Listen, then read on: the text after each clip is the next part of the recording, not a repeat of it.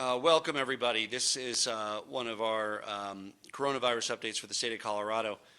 We are going to be moving to twice a week starting next week. There's just a lot of information, and this is a time when really Coloradans need to step up and do better than we're doing with regard to coronavirus. You can look at it as the glass is half full or the glass is half empty. On the glass is half full side, we are doing better than many other states. We have shown major shifts in behavior from the type of behavior that in January or February had an R0 of 3 and would rapidly overwhelm our healthcare system. The bad news is that we've had some slippage, and the rates are going up here. We had our second day with over 400 new cases. What we need are adjustments about how we're living. We need to be more responsible. We need to wear masks more. We need to avoid gatherings more.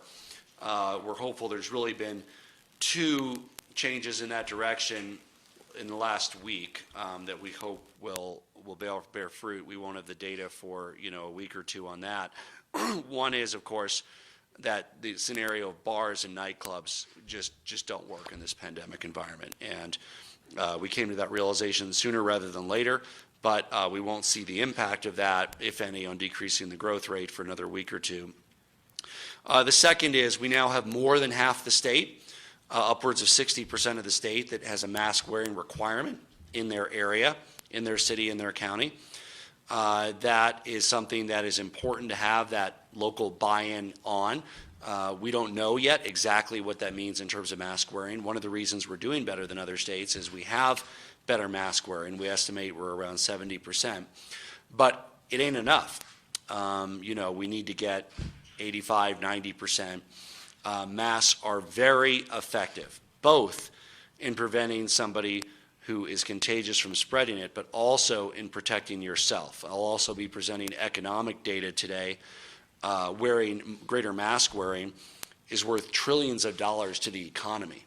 A study by Goldman Sachs I'll be talking about. So if for some reason it's not enough to want to save your own life, if for some reason it's not enough to want to save the lives of members of your household or people you care about, mask wearing is also a business issue and an economic issue. And that's why we've seen businesses across the state leading the way and making sure that employees and customers are wearing masks and staying as safe as possible. So we've not yet found here in Colorado that sustainable way of living that we can make it through this pandemic. We're close. Again, the glass is half full. We're not far off the mark, but the glass is half empty. The R0 is now, the contagion factor is now above 1, meaning the incidence of the virus is growing in our state, and we need to make changes in the way we live, minor changes, meaning socialize with less people, be 6 feet apart more often, wear masks whenever you are around others. We need to be better at that. We need to be better at that if we want the economic recovery, we want schools to open successfully, we want to save lives, all of those things. While we have an upward trend, we do not have any capacity issues in our hospitals, but 11 of the last 14 days have seen the upward trend. And we know that we need to make a mid-course correction. So, with the baseball analogy here, we're in the 6th inning, and we're actually down by a run here to the virus. 6-5, the virus is beating us, but we got runners on the corners and no outs. So, we're not down 10-0 like they are in Texas or Arizona. We're down, and we just need to play ball here. Whether it's a sacrifice fly, whether it's a single, we got a couple outs to do it. We just got to get a bit better. It's a much better situation than states that had an environment for the virus where it was spreading exponentially, which was the way that we lived in Colorado in January, the way that we all look forward to living again, right? I don't think there's anybody among us who isn't looking forward to the day where we can throw out our masks and hug one another and go to large neighborhood parties or nightclubs or large churches. We all are looking forward to that day. We all know that now is not that day. But we do need to do better. The health and safety guidelines that businesses are operating under, that restaurants are operating under, that bars that are operating like restaurants are operating under, they're very important to follow those. The compliance with the science-based guidelines for how we can live our lives and be open is really important. It's not a contest to cheat and see what you can get away with. It's really a contest to see how well you can keep yourself safe by wearing a mask, staying 6 feet from others, only going out in large public groups when you absolutely need to, especially if you're in the at-risk group. And what we've seen in the other states and what we're also observing here, that some of the main ways the virus is being spread, bars, we close them down. We need to make sure that all of the bars that are open, that are functioning as restaurants, as well as all restaurants, are taking the safety guidelines very seriously, following them to the letter. Very, very important. Enforcement is very important. And then a lot of it is human behavior. We were on a call the other day, and I don't remember whether it was Dr. Birx or Admiral Giroir or one of the folks, but there's they said really much more of the spread of the virus depends on behavior than it does on what the government policies are. It's maybe 20% government policies, 80% behavior was the figure that they gave us. And on that behavior side, and this is particularly directed at people in their 20s, teens, maybe some in their 30s. This is the summer of no parties. This is not the summer to party. And I know young people like to party. They like to be with 80 of their friends. They often like to have alcohol or maybe even legal marijuana involved. There might even be some people that are under the drinking age that like to do that, and that's not what we're focused on now. We're focused on the public health side. Our young people in our state, and of course people of all ages, but particularly people in their teens, 20s, and 30s, you can still have safe fun. You can have 3 or 4 friends over and, have a drinking game. You can go out in our beautiful outdoors and go camping. You can go to the park with 4 friends. But the question of whether we're having these large parties without social distancing where it spreads really will determine the future of our state. And look, I have an 8-year-old and a 6-year-old. I didn't think I'd have to tell anybody not to go to parties for 10 years when I was the father of teenagers. But I feel like this is a message that we have to get through now.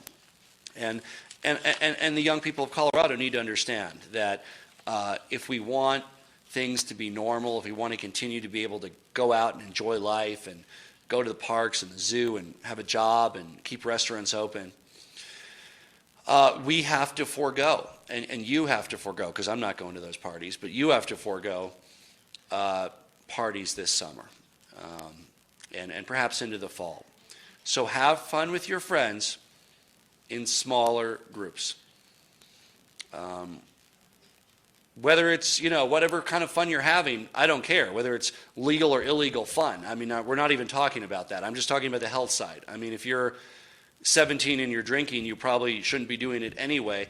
But you know what? From the health side, here's what I'm telling you. I'm not telling you don't drink, other than the way I normally tell you not to drink if you're underage. What I'm telling you is 4 friends, not a party of 80 people, right?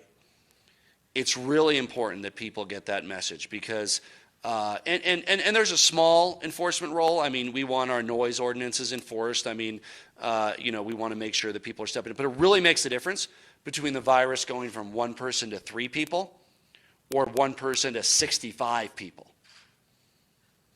And that makes all the difference for our state. So treat our health regulations in restaurants and bars that are functioning, restaurants that are open, bars are open in much of our state. Treat it seriously, the social distancing seriously. Don't have large parties. And stay home when you can. Reduce your socializations a little bit. Wear masks more.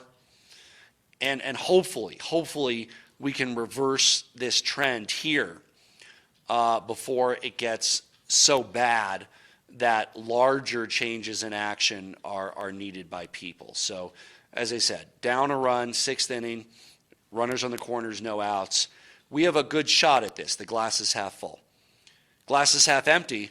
We are down by a run. We are losing right now in Colorado. We're not losing as bad as our country. We're not losing as bad as the hot spots in Arizona and Texas. And before I get to the rest of it, I also want to say that we are a country. America, United States of America, we had between 50 and 100,000 Texans and Arizonans enjoy our state over July 4th weekend. We have freedom of travel in our country. We are able to go and come as we please between state lines. And no matter what we do here in Colorado, it's hard to be in a totally different place than the rest of the national trend. I mean, you'll see all the states move in a band. I mean, there's different hotspots at different times, but you're not going to see two states that are next to each other, one go rapidly up and the other go rapidly down. It just isn't going to happen in our country. We are a nation. We, like other nations that have successfully handled this, New Zealand, Taiwan, we don't have the ability to lock down our borders that they enjoy. And so that being said, here's what's important. With so many people from viral hotspots in our state, it's important that every Coloradan, when you're around others, if you work in retail, if you work in a restaurant, treat every customer like they are contagious with coronavirus. Because whether they're from Aurora or Denver or Houston or Dallas or Miami or Phoenix, they may very well be contagious and they may not know it at that point, or they could be mildly symptomatic. So in all of our interactions with others, we should act as if they are contagious. And while the virus is wildly contagious, it's not so contagious that if you take the right precautions, you can be safe. We have people that work through the entire time in grocery stores, encountering members of the public. If you are wearing a mask, and hopefully they are wearing a mask, and you are 6 feet apart and it's a brief transaction, it is a very, very small chance of transmission of the virus. And you might have hundreds of people go through, and of the hundreds, 2 or 3 might be contagious. But as long as you're taking those precautions, and that applies to all of us in our own lives too, just walking down the street, shopping, going to restaurants, as long as you're doing it in a smart way, you are significantly reducing the likelihood of the transmission of the virus. Wearing a mask, staying 6 feet from others where possible, of course, washing your hands whenever you can as well, or using hand sanitizer. As I've been saying from the start, we're going to be monitoring very closely, adjusting our strategy based on the trajectory of the spread. Now more than half the state under mask wearing requirements, and bars closed in probably 70% of our state. Let's hope that that's enough, but that's just that 20, all that's in the bucket of that 20% that the government does. This is 80% you. It's 80% you. So the summer without parties, and have fun with a small group of people, 3-4 people. Have fun. Don't put your own life and the lives of your friends in jeopardy. And if you don't care about the lives of yourself and friends, please don't cost the economy $5 trillion and jobs, even your own job. So, individuals wearing masks, keeping distance, staying safe at home where you can, safe outdoors, continuing to advise people over 65 to take extraordinary measures to protect yourself. We do have community transmission in Colorado, and of course, practicing proper hygiene. My 75-year-old parents continue to stay home, and I support them in that decision. And I know that there are many other people in their 70s and 80s that are choosing to do that. And that's a smart decision because we want them there for many, many years and decades to come. The state is stepping up, working on PPE, testing supplies, of course, the economic support for our small businesses. But remember, our economic recovery is only as good as we are in containing the virus. You want to see economic devastation, look at what follows in the wake of the virus in Arizona and Texas. They are seeing additional economic devastation. They'd have to take step backs. Arizona is closed, bowling alleys, movie theaters. Local governments are stepping up, finding the best strategy to increase mask wearing in their area, whether it's fines, whether it's publicity campaigns, whatever they're doing, we support. Also being proactive in repurposing space for more social distancing. Many cities have been in the forefront of getting folks out of the indoors into the outdoors. The trend in the data of this virus and the scientific tide, 2 things. Masks are more effective than anybody initially thought 3-4 months ago, number 1. Number 2 is the outdoors is much better than the indoors. and a lot more data bearing that out. So Colorado small businesses are performing slightly better than the national average, partially because we've been more successful in containing the virus thus far. We're only 1 run down. The country as a whole is 3 runs down. Texas and Arizona are 10 runs down. Colorado small businesses are doing better in a number of different ways. We have a lower unemployment rate.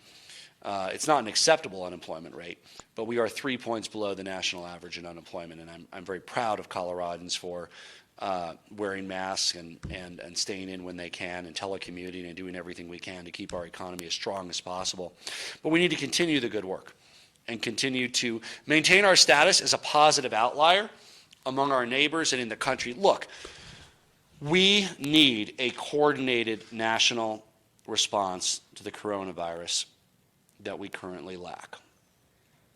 But that's not something I, as your governor, can deliver. We have to live with the president and the administration we have, rather than the administration that we may want. So we want to do the best we can to continue to keep Colorado a positive outlier. Positive outlier in the health perspective, positive outlier economically.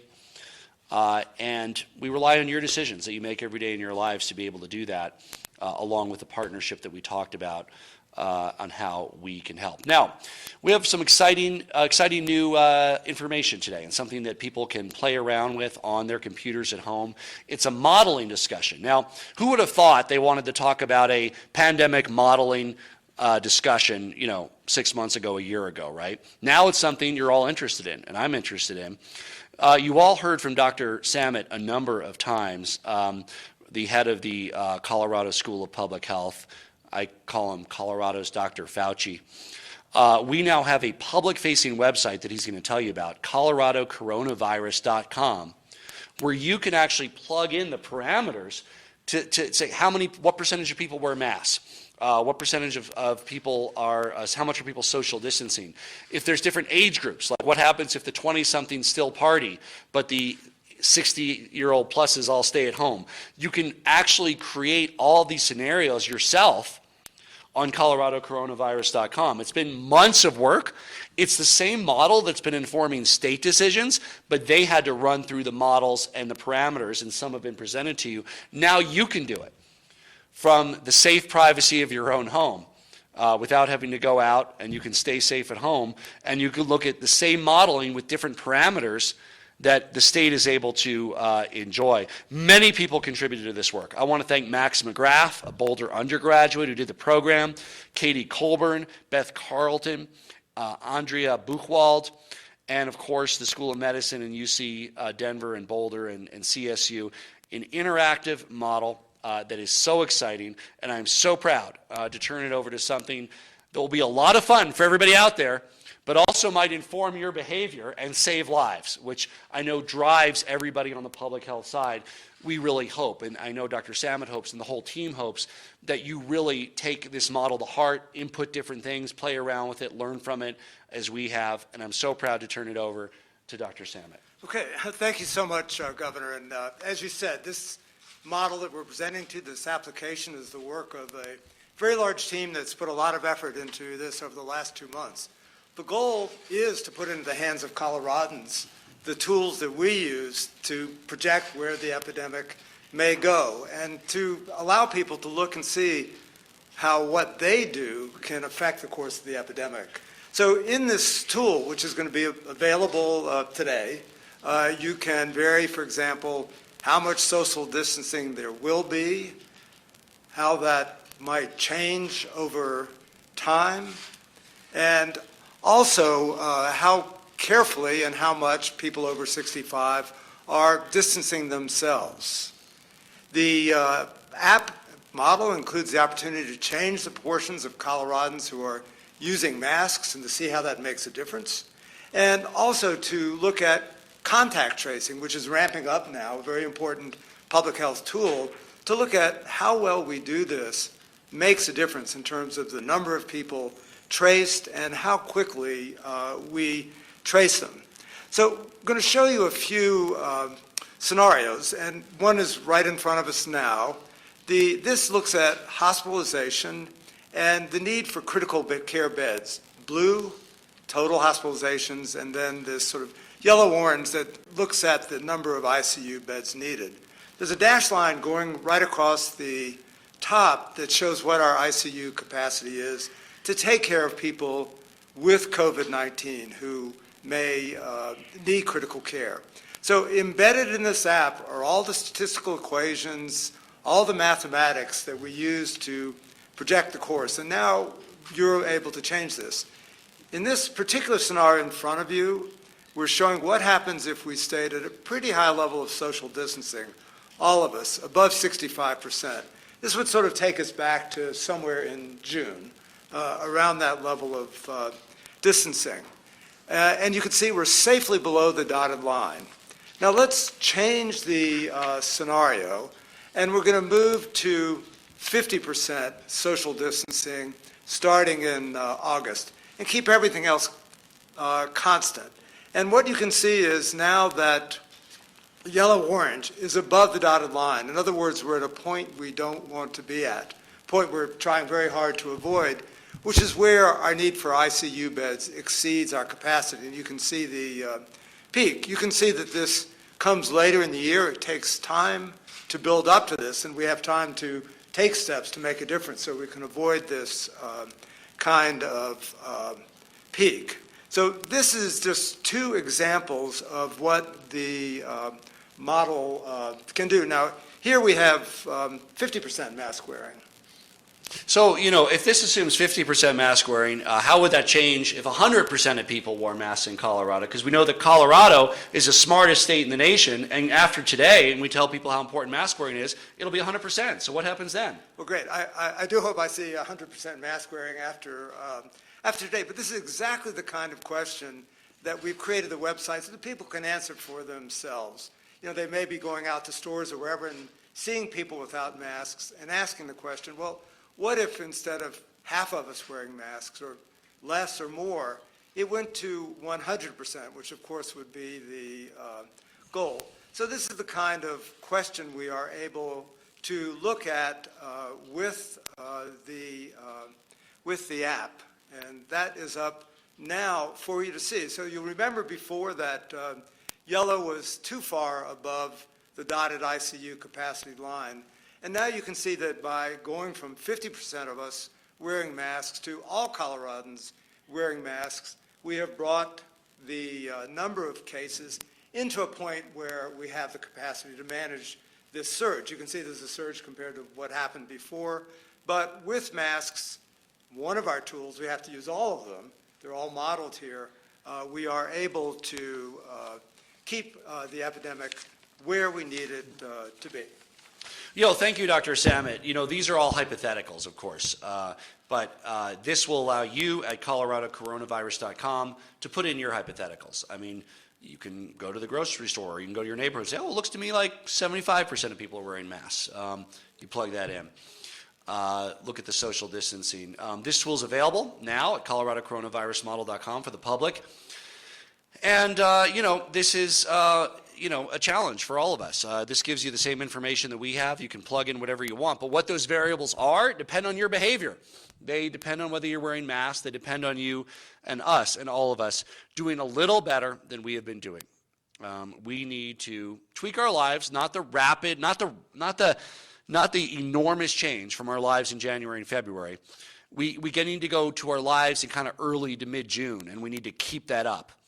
This kind of, we can't get lazy here. We're in the marathon. That's the other metaphor we use, It's not the 23-mile mark as much as we wish it was. Maybe we're at the 12-mile mark of the marathon. And I know it feels like we've been sprinting. That first couple miles was definitely a sprint. But this pace that we're on, we have to pick it up and sustain it for the months to come. This modeling will show you intellectually why we need to do that. Why we need to do that is not political, it's not ideological, it's based on science. You can see the same science that we see. You can make the informed decisions in your lives to do a little better than we have been, getting back to kind of where we were in early June. A little bit more social distancing, a bit more mask wearing, and I think that we'll be able to successfully reverse this trend and keep Colorado a positive outlier, but that is not a foregone conclusion. It really depends on your actions in the coming weeks. As I said, mask wearing is not just a public health issue, it's an economic issue. So for some reason you don't, again, care about saving lives, maybe you care about money. Goldman Sachs came out with a new study that showed that universal mask wearing, 100%, would save $1 trillion, restore $1 trillion of economic activity. So if you want local restaurants and stores to be open, wear a mask. If you want to reduce the unemployment rate, protect jobs, maybe even your own job, wear a mask. If you want your stock portfolio to rebound, wear a mask. If you want professional sports coming back, wear a mask. Look, if Mike Trout, the highest paid player in Major League Baseball, can run the bases and can wear a mask, you can put one on for 20 minutes when you're going to King Soopers. And I want to thank our professional sports teams have been great, doing a great job following protocols, showing us how to do it right. They are deeply committed to following safety protocols. And these are young men in their prime, in their 20s and 30s, and they're following the protocols. So I know that the rest of us can as well in mask wearing and social distancing. And you know what? If people who work in emergency and intensive care for decades wear masks every day around the clock when they care for our loved ones, the least that we can do for our healthcare workers is to wear a mask when we're around others in public, at the store, in a street where we walk by other people. It's so important. I want to congratulate community leaders across our state that have helped implement mask ordinances, outreach. We're, as I said, over half the state now has mask ordinances. And I know it can be a hard issue in some cases. It can be a hard vote for a city council person or a commissioner. But you are doing the right thing for your community. Your local businesses are enthusiastic about you taking action to help keep them open and return to normal functions. And we have a mask rule here in state government. We all wear them in the office. And in fact, we expanded our masks. We care about our county offices are all, the county government is a locally administered unit of state government. People who are coming in to do business in our county offices now have to wear masks too. We extended it to anybody coming into our county offices or state offices a week ago or so, because we want to protect our state and county workers. And I know that businesses want to protect their workers too, and that's why more and more businesses are implementing mask wearing requirements for their is in your hands. The bottom line is the key to greater economic and social activity is wearing a mask. Both the virus suppression and the economic recovery will be based on the decisions that each Coloradan makes to stay safe, stay 6 feet from others, wear a mask where possible, and wash their hands regularly. A few additional announcements before we get to questions for me or Dr. Samet. First, I want to announce there's still paycheck protection money available for small businesses that need aid. So if you have a small business, means anything under 500 people, but if you have 400, you probably already applied. But if you have 3 people or 1 person or 5 people, go apply. Talk to your bank. Look at choosecolorado.com. You can still get it. It's a great program.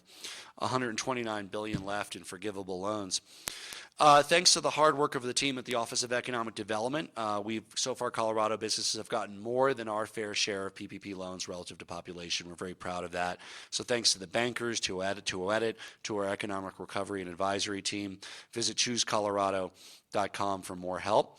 We also know how important telemedicine has been during this pandemic. I signed a bill earlier this week that codified the law to make sure we can enjoy the benefits of telemedicine even after this pandemic. But we're also excited that we'll be dispersing about $400,000 to important partners in their innovative efforts to make more telemedicine available. It's more convenient, it's safer, you don't have to go in, and it's lower cost. What's not to love? So $400,000 will be going to folks like Access Health in Southwest Colorado, Beverly Hop in Colorado Springs, Clinica in North Denver Metro, Colorado Coalition for the Homeless in Denver, Developmental Disabilities Resource Center in Lakewood, and Mental Health Center of Denver. So congratulations to the awardees. We're eager to learn more about these innovative efforts, about how we continue to meet Coloradans where they are. Finally, some good news. One of my first executive orders was to establish emergency health care for healthcare workers. I recently received a report that because of the executive order, we ensured child care for over 1,500 families in the healthcare sector, so they were able to go to work and take care of everybody else, over 2,000 children. And the Emergency Child Care Collaborative was a great example of what can happen when we come together during challenging times to help fellow Coloradans. I want to thank Gary Community Foundation, Mile High United Way, and so many others for that important work. So thank you, Dr. Samet. Thanks to all of our businesses and sports teams that are doing the right thing. And thank you to you for keeping us in this game, for having runners on first and third and being only one run down. If you were wildly off, we would be where Texas is and Arizona is. The virus is the virus. How well it succeeds in our state simply depends on how we live our lives. We're in this for the long haul. Let's do it. Just a couple questions from the general public posted from my Governor Jared Polis Facebook page before we get to the media questions. Alyssa Milano Richard says, wow, after reading some of the comments here, I'm glad I'm currently in France. U.S. had 62,000 confirmed cases yesterday. That's crazy. I don't understand why wearing a mask is still a discussion. I agree, Alyssa. Well put.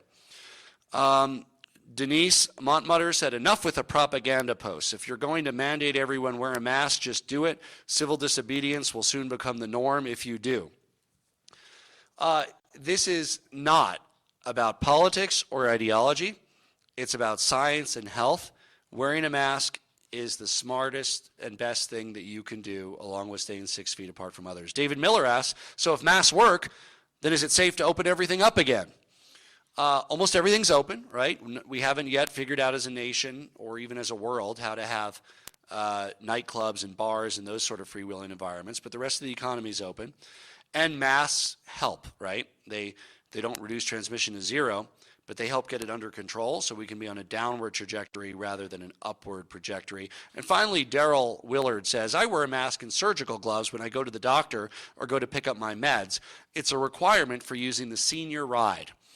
And that's a great idea. And I don't know which senior ride he uses, but I'm so happy that something like the senior ride that Daryl uses has a requirement around masks for people to utilize it because it helps keep them safe. If you're going to the pharmacy to get your prescription, going to the doctor, let's make sure you're safe on the way in and the way out. And I want to encourage more folks who serve people of all ages to take those additional steps, to go above and beyond. Our safety guidelines that we do based on public health, they're a floor, not a ceiling.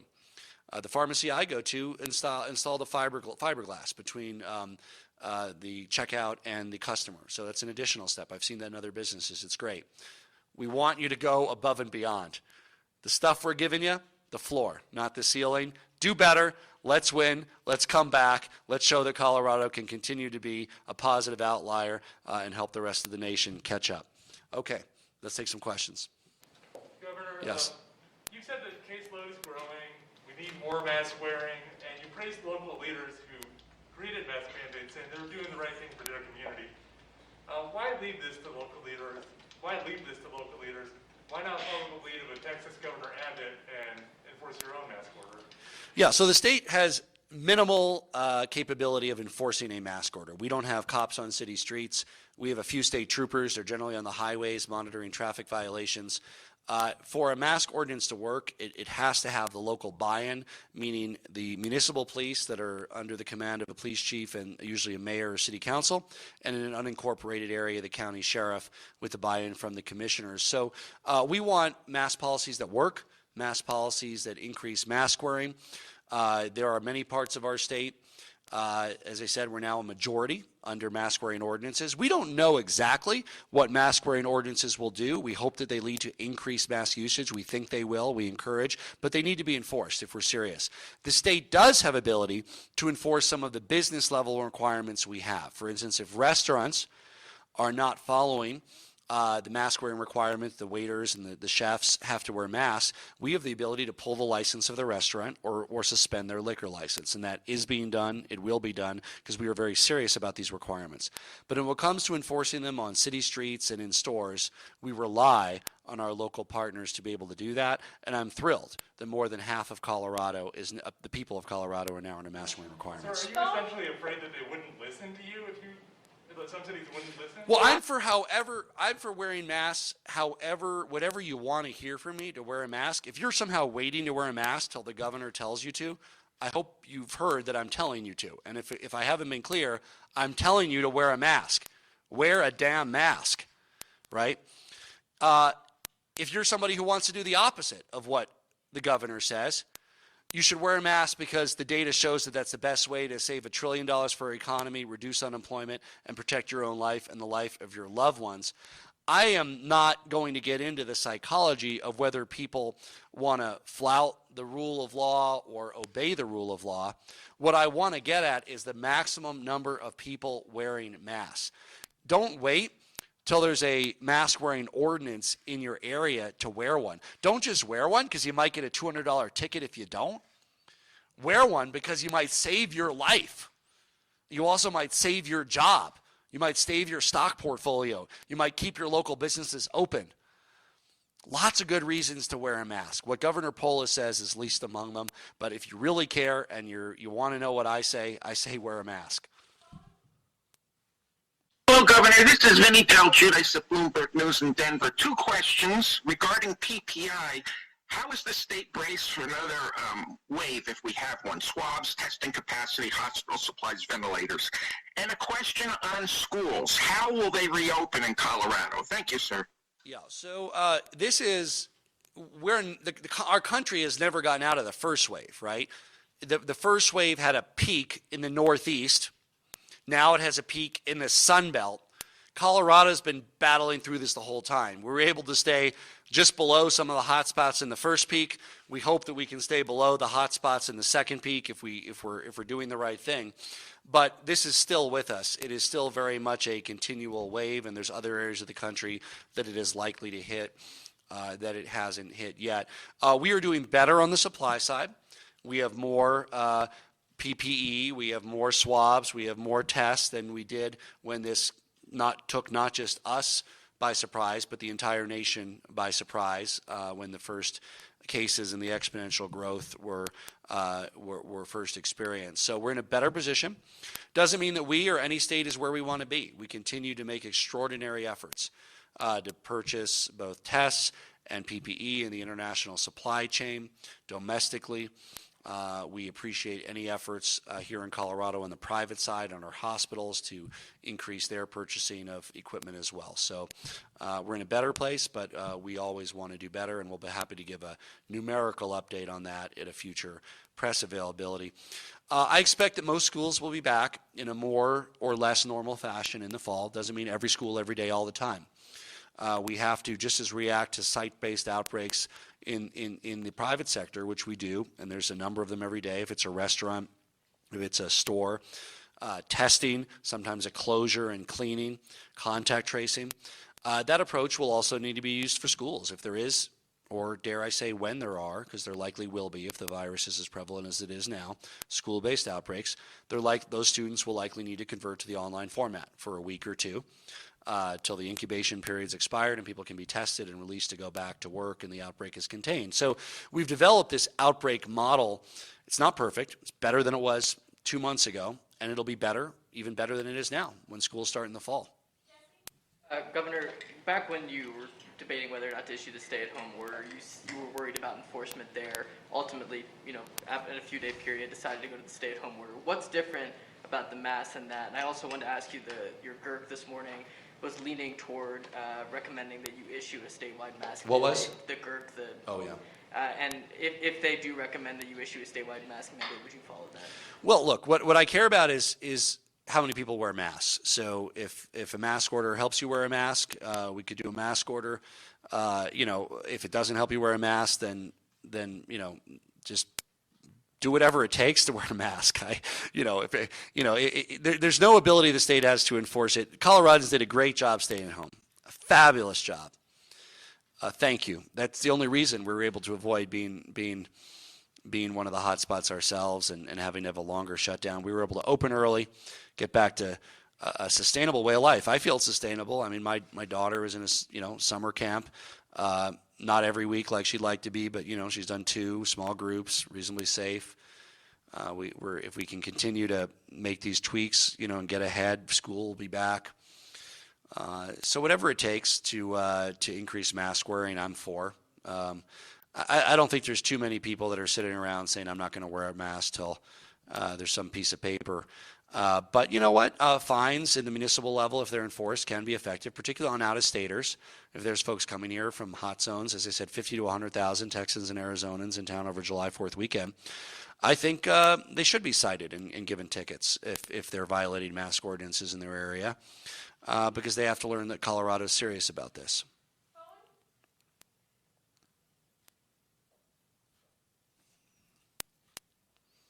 So, Jesse, I haven't ruled out anything. I want to do whatever course of action I think will lead to more mask wearing in our state. Hospitalizations seem to have stabilized somewhat, but yet infections are going up. Are you concerned, Governor, that we're on the verge of another storm coming our way? So we have seen an increase in hospitalizations as well. It lags behind the new cases by a week to two. The way that the virus presents is usually, I think the typical time from first symptom to hospitalization is 8 to 10 days. So you're going to see that on an ongoing basis, that when you have increasing cases, the hospital load will increase 8 to 10 days later. So we are seeing an uptick in hospitals following the uptick in cases. And I guarantee you, based on over 400 cases today and the uptick we're seeing the last couple of days, 8 to 10 days from now, you will see an even greater uptick in hospitalizations in Colorado. Telephone? Mayor Polis, it's David Clue at Denver 7. The city of Greenwood Village just approved a resolution defying the state's new police accountability law by accepting all liability for their officers' misconduct. The state attorney general has already said the decision can't stand. Where do you come down on individual municipalities or counties picking and choosing what parts of that law they like and what parts they don't? Well, the bipartisan police reform is the law of Colorado. So that's the law under which all of our police departments and sheriff's departments operate. It was designed to help restore trust between communities and law enforcement. And it's important for any community to have that trust. And we all function under the laws of Colorado, including the changes to civil liability, including the ban on chokeholds, the requirements around video cameras for those officers. All those are the law of Colorado, and I'm confident that communities across our state will continue to follow the law. Last question. Dr. Samet and Governor Polis, the public got used to seeing these model reports that your team had been working on. Now we've got this web app. Is this going to replace those model reports, or should we expect to see more of those? Maybe you can just talk a little bit about what the research team will continue to produce. Sure, absolutely. So one point, the model itself will be updated on a weekly basis to reflect what we've learned about where we're going in Colorado. Second, I think we are likely to begin posting our own weekly updates of the model on our website at the Colorado School of Public Health. So essentially the public will have both. They'll have what the modeling team is putting out, the material that CDPHE and the governor receives, and then the public itself will have a continually updated tool that it can use. And so everybody can plug in the information at coloradocoronavirus.com. What Dr. Samet and Dr. Herlihy and the team will continue to do is also try to figure out where Colorado actually is on these different indicators. So looking at a variety of data sources, where are we on social distancing? Where are we on mask wearing? We never know exactly, but we have to have working estimates to be able to see if we're moving the right way. I believe that making sure that there's not bars and nightclubs, now that I've told you in the dad voice not to party, teenagers and 20-year-olds. I know none of you are going to party this summer, so thank you. That will help save lives and get our economy going back to normal. And of course, also the fact that now more than half of our state is under mask wearing ordinances. All of those, I think, bode well. Cautiously optimistic with a runner on first and third and no outs that we can score at least one run to get tie and hopefully two. We'll take one more telephonic. Okay, one more from the room. You've been using a baseball analogy a lot. There's talk of the Rockies possibly allowing crowds to come back, and then there's Vandermeer Speedway as well that had some crowds and there are questions being raised about that. What are your comments on places, large venues, welcoming crowds back and having crowds that are sometimes violating state orders? Yeah, it's a little easier to figure out than nightclubs and bars. with regards to the Rockies, I think as a baseball fan, we want to just get the teams playing, see if they can, and pull that off first. I mean, issues with players and umpires, and let's see if they can play. And then we're happy to have that conversation about how we can safely have fans. It's not so much about the seated part. That's quite simple with us, a few thousand people in a 60,000 person venue. It's easy to have distancing. It's more about how you get in and out, concessions and bathrooms, and it's not impossible to envision how that could work. But let's just see if we can have a baseball season. Then we can talk about what we can do to get some folks in there.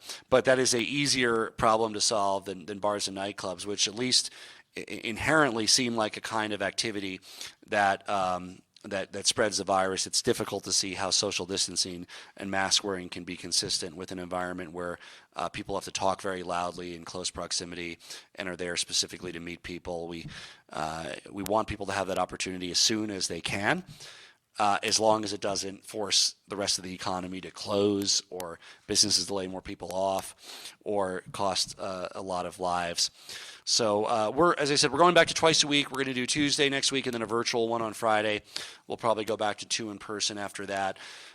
This is a marathon. That's the other metaphor. Coloradans are an athletic state. We have one of the lowest obesity rates, and we have a lot of runners that train up my way in Boulder, taking advantage of the low oxygen level to get their blood legally ready for competition at sea level when times are safe.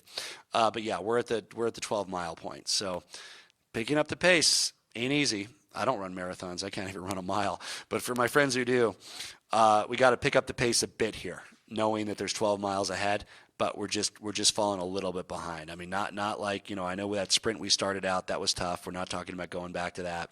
We just got to pick up the pace a bit here. Wear a mask more, stay home a little more, stay 6 feet apart from others, not have parties, be smart, be safe, save lives, save the economy. I know you can do it, Colorado. Thank you.